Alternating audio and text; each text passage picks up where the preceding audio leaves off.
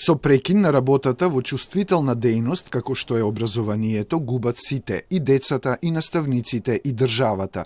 И тоа се ненадоместливи загуби, рече министерот за образование Јетон Шакири при гостување на телевизија Алсат М во врска со штрајкот на СОНГ кој трае веќе трет ден.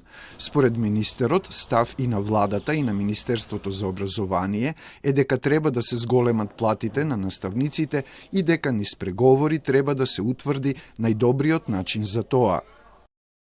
Да мислевме дека платите не треба да се зголемат, ќе се спротивставевме уште на првите средби со СОНГ и ќе ги прекиневме преговорите.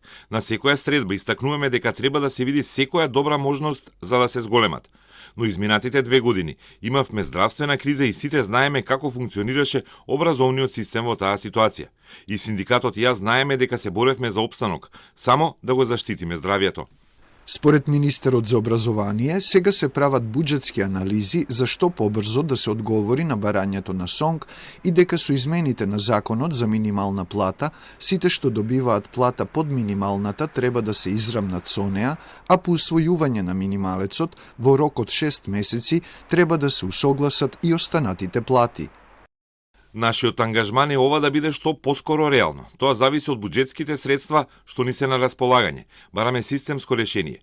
Ако минималната плата во 2023 година биде да речеме 20.000 денари, според тоа решение да се зголемуваат платите. Дискутираме за оваа можност во наредниот период.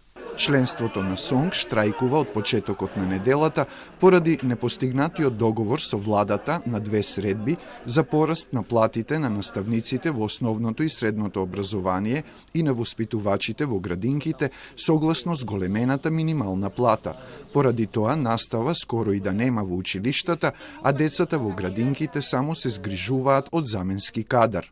СОНГ бара од владата да им ги зголеми платите за 18,4%, а оттаму велат дека таквиот пораст ќе го оптерети буџетот и ќе ја зголеми инфлацијата која ќе ги изеде изголемените плати.